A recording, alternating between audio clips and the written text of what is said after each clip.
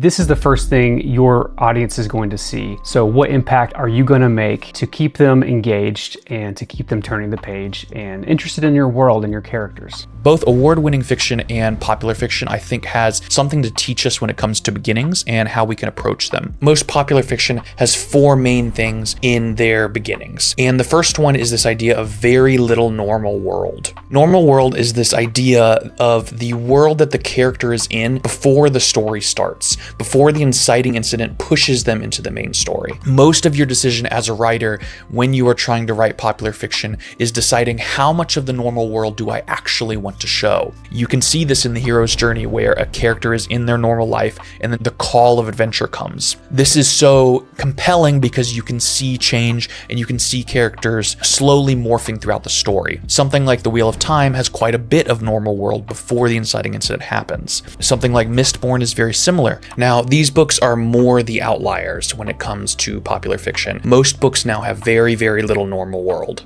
Something more like The Devils by Joe Abercrombie or Fourth Wing by Rebecca Yarros. These stories have inciting incidents very, very early. There is a great quote by Alyssa Matesic who says that writers often start their novel way too early, far before the story actually begins. Start it on the day that their life changes forever. Another writing theory of saying this is in media res, this idea of getting as close to the main conflict of the story as you can. There are some benefits to this, but that might not be the story that you want to write. Part of the problem with in media res is new authors will take this the wrong way. They will start with a battle scene of a bunch of characters that we don't know and people dying, and then they will be surprised when agents and alpha readers and beta readers will be extremely bored by this opening sequence. The beginning doesn't necessarily need to be action. You just need to start with intrigue. Now, that intrigue can just be people talking. It can just be two characters having an interesting conflict between each other. Lord of the Rings is an interesting example of that. If Tolkien had just immediately started with the Battle of Helm's Deep, it would be incredibly confusing and incredibly boring even.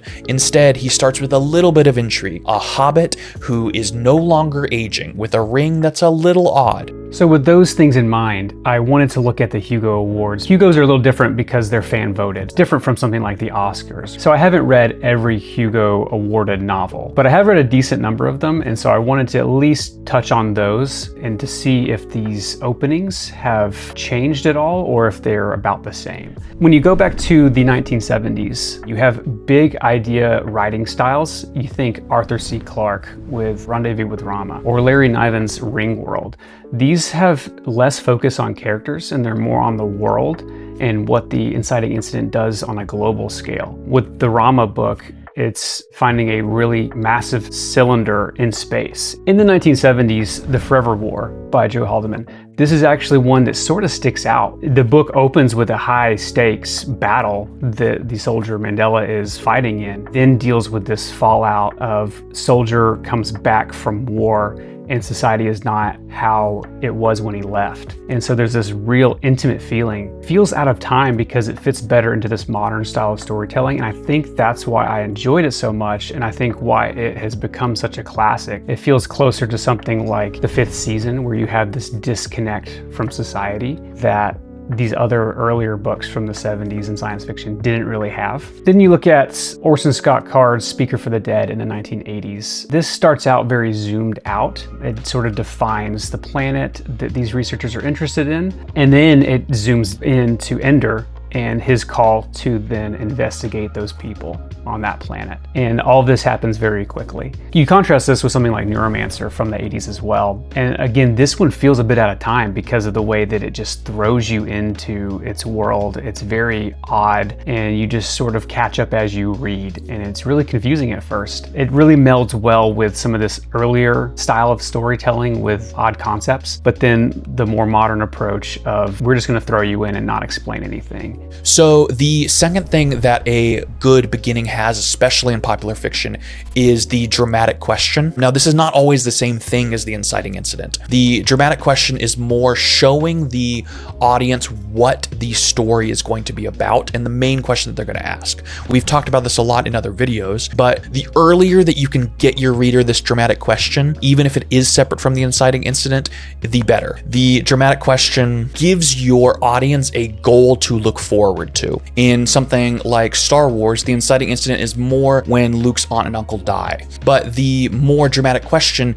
is when Luke decides that he wants to go save the princess. These two moments are separate, but they're both very, very important for the first act of the story, for the audience to realize what they're looking forward to. Now, sometimes they are the same. In other books like Fourth Wing, for example, the inciting incident and the dramatic question are in the same moment. Having these two things separate allows for you to see this character dealing with the inciting incident a little bit more and having the grief and having the change. The hero's journey talks about this a little bit when they have the call to adventure. Initially, there's a refusal. Some of this is having these moments of having a little bit of time to deal with this inciting incident. There are some stories, especially in mysteries, where you cannot be as clear with the dramatic question as you can with other things. A good example of this, without spoiling anything, is Behind Her Eyes. The story has a massive moment that changes the entire story near the late to mid part of the book. Because of this, the author cannot be honest about what the dramatic question is. Expedition 33 is another good example of this. You basically have to lie to your audience what the dramatic question is, giving the story a conflict and giving them a goal that you are going to rip out near the later parts of the story is very important, because if you just have nothing until that big reveal, the readers will just put down the book because they have no idea where they're going. The fifth season shows that the incident is different from the theme or the thematic question, similar to American Gods, but it sort of has evolved at this point, and you see more of this reflection of the character based on this incident that has happened. And so the thematic question is actually revealed a little bit later, but it gets very large and it's sort of interwoven with that incident. But the question is, the world is ending, how are we going to survive it? The Wind-Up Girl is actually similar to this because it uses different POVs like the fifth season does, but it's very sensory in how it reveals the world. It does throw you in, sort of like I talked about with the older novels, Forever War and Neuromancer.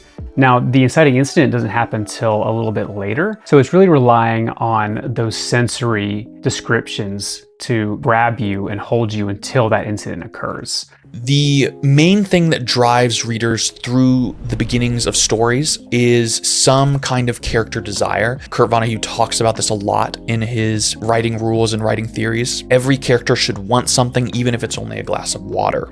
If you really need to extend this normal world, this is usually a good way to do it. The Devils is an interesting example of this, where he has two main characters, and one of them, he has an inciting incident almost immediately, and the other one, it takes a few more chapters to get there. But because of this other character that has a more distant inciting incident, he will have want something. This character is trying to get to an interview really, really quickly and trying to push through all of this traffic in the medieval world. It gives this character conflict almost immediately and doesn't make these normal world moments drag. New writers, when I read these stories that drag, it's because you have characters that are in their normal world and don't want something, and they're just basically waiting for the story to happen. A lot of this, I think, is why the prologue became so popular and now has gone through a lot of criticism. Prologues in general are something that most writing theory will tell you to cut. In a lot of informal surveys, around 20 to 40% of readers say that they have or will skip a prologue. This number might be a little different in reality, but because of this,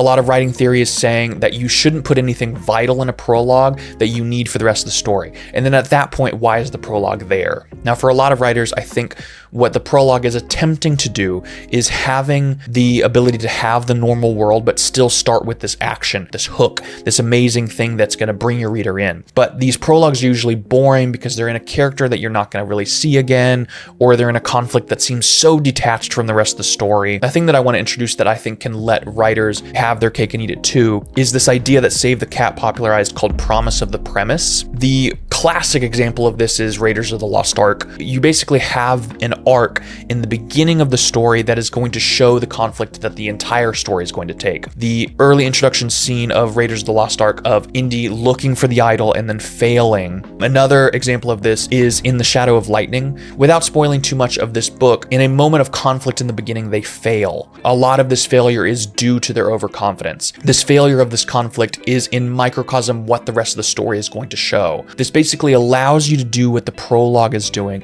while also showing character in conflict, showing them their character flaws, and then still allowing for that normal world that will give the reader a sense of progression as the story continues. And so that leads really well into the Hugo-winning novel American Gods by Neil Gaiman. This released in the 2000s. From the main character Shadow, he is a bit of a reluctant hero. He is chosen by Mr. Wednesday to go on this journey across America. At first it seems, well, what does he really want? And chapter 1 is very descriptive in saying that Shadow's in prison and he wants to get out. He wants to see his wife again. And so it sets up the, okay, there's an immediate want that this character has. And then it'll go to the inciting incident, which is Laura dies. And Mr. Wednesday is somewhat preying on this and saying, okay, well, you don't really have anything here. I have a job for you. Let's go. And that's his call to action. We talked about this in the setting video, but from then on, it will blend the normal world with this more mysterious, magical world that Shadow's encountering. And he will see glimpses of that as he's going about on this journey. Now, the culmination or perfect example for character work is going to be seen with The Network Effect. This was a Hugo winner in the 2020s. It's so good because it has that strong character voice. It's a very limited POV. It's all told through Murderbot. The book starts off very fast. Instantly you know the conflict. There is something that happens in chapter 1 and the Murderbot has to defend the people, which he's always doing. And the world building is just done so well because it's blending the conflict with him using certain pieces of tech and explaining, this person's important for this job. He reluctantly has to do it. He doesn't like to do it. And so you immediately have this characterization of him. And so it's blending all these things really well. And this is just in chapter 1. I brought up the Forever War multiple times, but that book feels very much like a predecessor to something like Murderbot. So you'll see some common threads among these Hugo winners. The main thing is that they have something to say about the social or global issues at the time of their writing. When I mentioned the Forever War, this was Haldeman writing regarding Vietnam, or The Wind-Up Girl about climate change. And then again with Murderbot, it's talking about identity and how we find our place in the world and how the world sees us. So they have similarities in how they're starting their stories, and they love to break free and go beyond it, that really speak to the time. And I think that's why the fans really love these books, depending on the year that they come out, and why they stand the test of time in a lot of ways. The last little thing that I wanted to talk about, and the last pattern that I see in popular fiction, is this idea of treating reader attention as a currency. Readers have only a certain amount of attention that they will give you in the beginning of a book. And every time that you are introducing one of these proper nouns or introducing some of this world building or lore, you are spending that currency. That is okay to spend some of that currency, but make sure that you're not lore dumping all of these things and using up all of this attention before you've even started what you really need to say. Pixar talks about this idea of combining as many characters as possible for this reason. The less that you need to remember these names and the less that you need to remember all of these details, the more the reader will be invested in the conflict that's actually happening. Once the reader has their feet under them, then you can start introducing more of these concepts. All of this wraps into the idea that these are just patterns. We just want to show you the tools that other authors have used in fiction that is successful for what they're trying to do. That doesn't necessarily mean that you need to use these things, but look at these tools that other writers have used to such effectiveness. Beginnings are incredibly important because it is the first thing that your reader is going to see, and it is the introduction to the world that you're giving to this person. You are opening the door to your story to this reader. Realize how important that is to them. Really introduce these readers to your world and to the tone and to the characters with their flaws and their conflicts. This will really hook these readers and keep them turning the pages and keep them wanting to be invested in this amazing world that you've created. When you're writing, don't set out with a goal to win an award. Find your audience. Different genres will demand different things from a story.